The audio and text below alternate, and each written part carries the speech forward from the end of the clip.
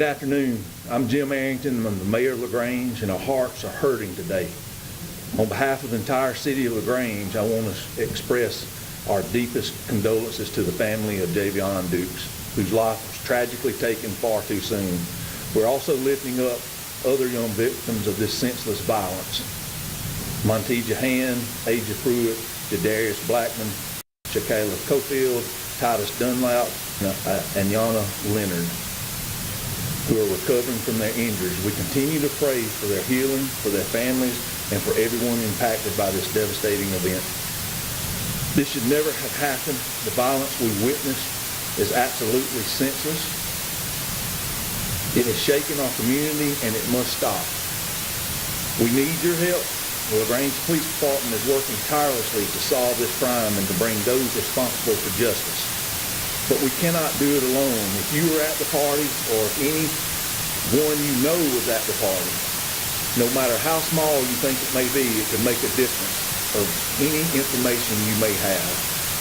You can contact us directly by calling 911, or you can submit information anonymously using Tilt 411 system.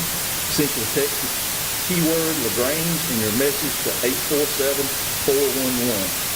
and then text us your information. You can even upload videos, pictures, and it's all anonymous.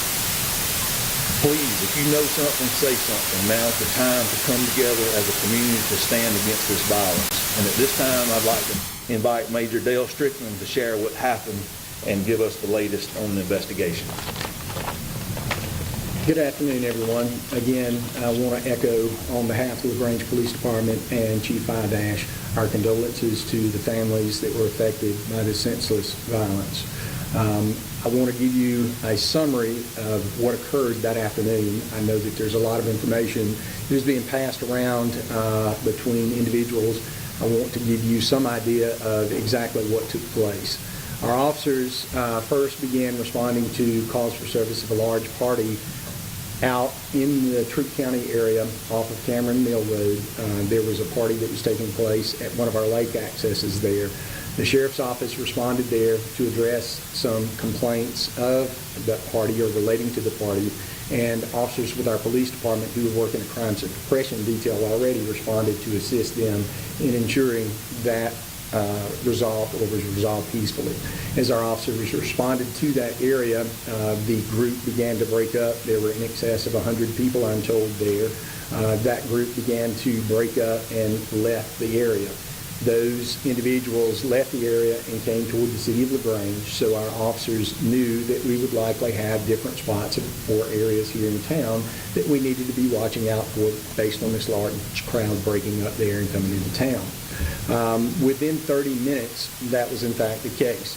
The officers then responded to 518 North Greenwood Street, which is the Granger Park. It's a big parking lot there in front of the high school where people normally congregate. We noticed almost immediately that parts of the group that left the lake had come there and began congregating. Our officers met with some of those individuals there, announced that the parking lot would be closing and that folks need to move on, and their requests were met with compliant individuals. They left the area and dispersed. Our officers, again, about 30 minutes later, received another call for service, or actually they were working and received a call for service for loud music at 300 Commerce Avenue. That's the Remy apartment complex there on Commerce Avenue.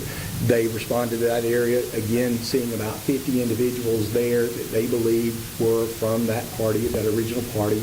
Because of the complaints of loud music, they were asked again to move along, not to congregate there, as many of them there were not tenants. We again met compliance from the individuals. They moved from that location. Our officers continued patrol. At about 24 hours or 10-24 hours, we received another call for service at the Jones Street Park on Jones Street, where over 50 individuals had again congregated in that area. Our officers again responded to the area. They met with individuals there, and at that time, I am told that I guess the individuals at that point knew that the officers were there to ask them to leave the area or remain quiet, and when they pulled up, these individuals actually left the area. Our officers continued to patrol throughout the night, and at about midnight or 9 minutes after midnight, the officers working the zone on Seminary Street actually went to Seminary Street, and they began observing large numbers of cars begin to congregate around Hill Street and Seminary. The officers actually went out and explained to the individuals that they were blocking Seminary Street and that we needed to make sure that remained open so that emergency vehicles could get up and down the road. They also met with the homeowner there at 105 Seminary Street and discussed with them the issues with loud parties, and got agreement that they would work to ensure that everybody remained in the backyard, that everybody remained quiet, and we immediately began gaining compliance with parking.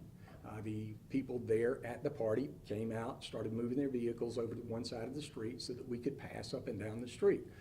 The officers knew that it was a large party, however, everything seemed to be very contained, no significant issues. There were a couple of individuals that were observed drinking alcohol. The officers addressed them and made sure that they understood that they could not walk up and down the street drinking alcohol.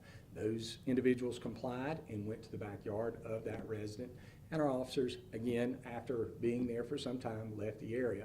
They remained in that general vicinity knowing that it was a larger party, not unlike some other nights that we have here in the spring or summertime in LaGrange, where folks congregate and enjoy one another and having parties in town. They just remained in the area to be vigilant to make sure there weren't any issues. Within 3 minutes of the officers leaving, the officer that was within a couple of blocks reported to 911 hearing shots being fired in that area. He did not know necessarily that they were coming from Seminary Street, but knew it was in that vicinity. Almost immediately, the 911 calls started coming into the dispatch center, letting us know that a shooting had occurred and individuals had been shot. We had officers that immediately responded to the scene and began rendering aid. We contacted emergency services, the fire department, and EMS, who also responded and started providing immediate aid. We had as many as 15 officers working that night. That is at least 5 to 7 more officers than we normally work, as we were running a crime suppression unit to address these type deals. That's why they were there. They were in the vicinity. They heard what was going on. There was no way for our officers to predict that there would be a shooting there. They were there trying to ensure that folks had a good time, but did not commit crimes. Our officers, again, responded appropriately. They rendered aid. We got individuals to the hospital as quick as we could. We even had officers that transported people to the hospital so that they could get quick aid. Our detectives, a team of detectives, half of our detective division, I would say, was out almost immediately and began investigating, and almost our entire detective unit remains vigilant in investigating that. Just as the mayor said, we are looking for help from the community to identify the individuals responsible so that we can work to hold them accountable. We're asking for anybody with information to call us. Again, if you saw something, no matter how small, please let us know. We can work with a little bit of information and turn it into something that is very productive. So again, thank you guys for coming, and again, for the community members, we are sorry for what happened. We are shocked. We want to make sure that we locate these individuals and hold them accountable. Again, thank you for coming today. Thank you, Major Strickland. I also want to inform the community on actions that the mayor and the council has taken just recently. I hear a lot of things on Facebook and social media that we're not doing anything, we need to do more. I agree, we can always do more and we can always do better. But some of the things that this council behind me has approved in the recent times has been a purchase of a drone system that is located or will be located on top of the police department roof, and it can be employed by 911 calls and can be anywhere in the city within about 3 minutes. It has tag readers, it has video, it has still photos, so it is going to be very helpful when we get that installed and get the officers trained to operate it. We have purchased the crime scene scanner. It frees up the amount of officers it takes to process a crime scene so that we can continue to have officers on duty that are patrolling instead of working a crime scene. We have persisted that the police department keep the maximum number of officers patrolling at all times. We have increased starting salaries to fill vacant positions. We are utilizing school resource officers in the normal shifts to add more available officers during the summer. We have added crime suppression detail to the weekly rotation, and we've also got an allotment of more cameras in this SPLOST that just started in 2025. So there will be more cameras going up. We already have a numerous amount of cameras that at our major intersections and at locations that are high traffic areas. Like I said, we've increased the salaries and the cameras. With all this, all the things that we've added, all the things that we've done, it's obvious that we cannot police our way out of this situation, this violence. We're going to need the families to be involved.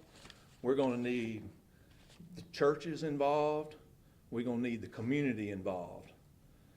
I ask each of you to be in prayer for our community and these victims, along with their families. Again, I urge anyone with information to contact our police department, our TIPS 411, and share it with us so that we can solve this horrible crime. To the people of LaGrange, I'm asking you to come together. We must stand united in the face of this tragedy. We must support these families. We must help our police solve this crime, and we must do everything in our power to prevent future violence in our city. LaGrange is a community that cares.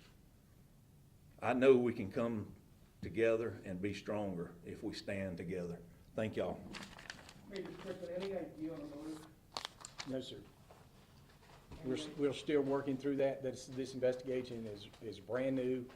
We're still actively working. The entire team is working to identify the people responsible and a motive for the crime. Is this the first time that parties like this have happened in the city where they've started in one location and moved to multiple locations? No, sir. This is not an uncommon for members of our city to move from one spot to another to enjoy an afternoon. Like I said, they started at the lake.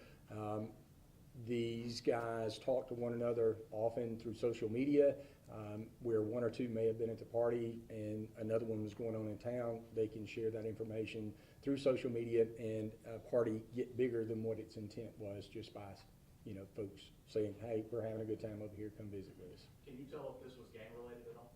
I cannot, no, sir.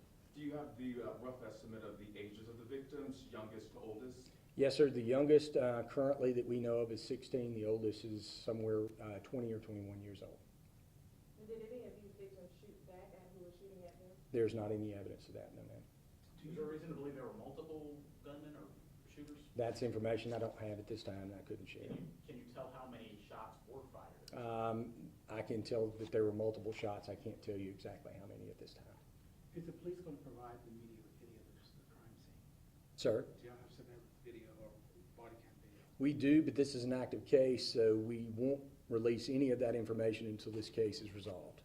Do you have an update on the conditions of the 6 victims? Are they expected to be okay and recover? I know that one of the victims still is in critical condition. There are other ones that I know that are actually expected to recover. I don't have the specific details on that right now. We can get that information to you guys. Was the homeowner there for the party or that was just their home and they showed up? Both. That was the homeowner was there. It was a party that they were involved in. It was both. You said the homeowner spoke to police before they left. Is there any reason to believe they could face charges out of this? It does not appear so at this time. It's summer, kids are going to be out, college students are back home. What's your message to them who want to partake in parties like this? We want them to enjoy one another. We want them to enjoy being with one another. We want them to be responsible and do that without, if there's a problem, if there's conflict, call 911, have the officers come and assist with the conflict. One more question, and we're done. Truth County is the only people investigating, or are you guys going to bring in other resources to help with this? It depends on how that investigation goes. We always use other resources, such as with doing, I guess you would say, reviews of the evidence through the GBI and also through the ATF. We use them often. Right now you haven't called in? No, ma'am. Okay. No. All right, thank y'all. Thank you.